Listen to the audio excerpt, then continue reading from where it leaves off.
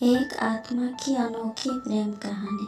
प्रिय पाठकों नमस्कार। आज हम आप सबके लिए लेकर आए हैं बेहद दिलचस्प कहानी। रोज इसी प्रकार की कहानी पढ़ने के लिए आप हमें फॉलो कर लीजिए। इस कहानी का नाम है एक आत्मा की अनोखी प्रेम कहानी।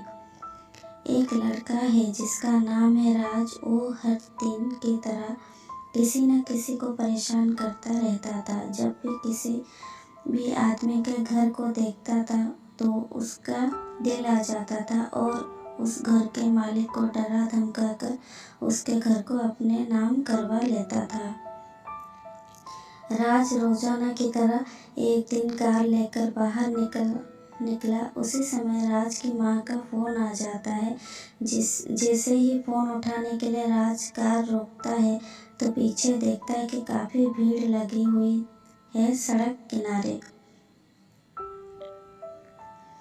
तभी राज की नज़र निशा पर पड़ती, जो अपनी स्कूटी से दुर्घटना की शिकार हो चुकी होती है। किसी इंसान को की हिम्मत नहीं कि निशा को अस्पताल ले जाए, लेकिन राज कठोर दिल का होते हुए भी निशा को अस्पताल ले गया।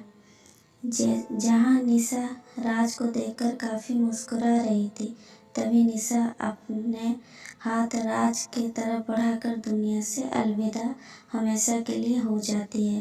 राज को हमेशा उस लड़की की याद आने लगी। उसे अपने आप पर गुस्सा आने लगा था कि मैं एक लड़की को नहीं बचा पाया।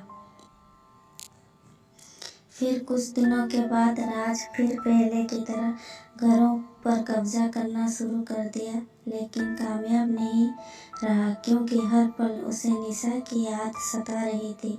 एक दिन राज अकेले में शराब का सेवन कर रहा था।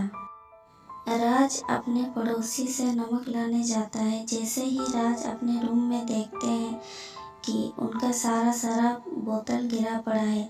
शायद राज को कुछ समझ नहीं आ रहा था। उसने अपनी सारी बात अपने दोस्तों को बताई, जिसे सुनकर राज के दोस्त हंसने लगे।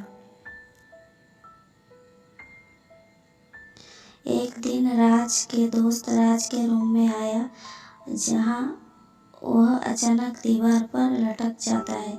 तब राज को यकीन हो जाता है कोई बुरी आत्मा है जो हमें परेशान कर रही है। फिर राज के छानबीन करने के बाद पता चला वो आत्मा कोई और नहीं बल्कि निशा है। राज निशा के पिता के पास जाता है और कहता है कि आपकी बेटी मुझे परेशान कर रही है। यह सुनकर निशा के पिता को यकीन नहीं आता है। जैसे ही निशा के पिता सिगरेट पीने लगे, वैसे ही निशा की आत्मा आ जाती है और सिगरेट को नष्ट कर देती। निशा के पिता कहने लगे कि मैं तुम्हारे कातिल को सजा दूंगा। ये सुनकर निशा गायब हो जाती है। निशा के पिता राज को बोलते हैं कि निशा तुमसे प्रेम करने लगी है, क्योंकि वो पहले बोलती थी कि पापा मैं जिससे प्यार करूंगी मैं उसके घर में हमेशा के लिए चली जाऊंगी।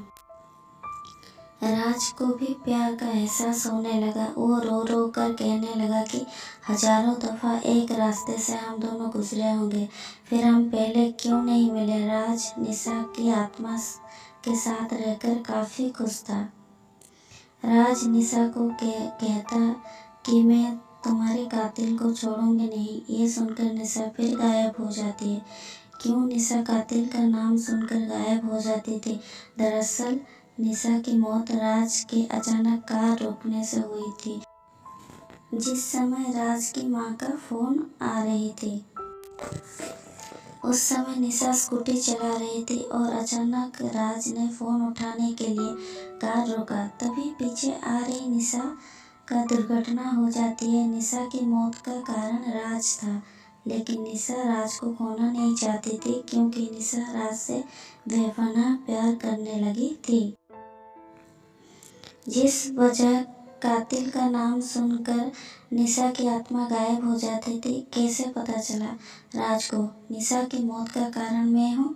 दरअसल राज कार चला रहा था। उसी टाइम राज को अचानक कार को रोकी। तभी पीछे से एक आदमी आता है और कहता है भाई देखकर गाड़ी नहीं चलाता, अभी मेरा जान चली जाती।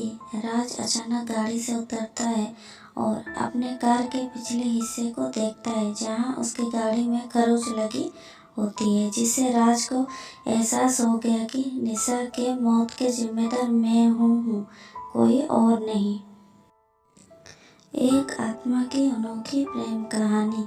ये कहानी कैसी लगी बताइएगा और साथ दीजिए। धन्यवाद। जय जगन्नाथ। नमस्कार।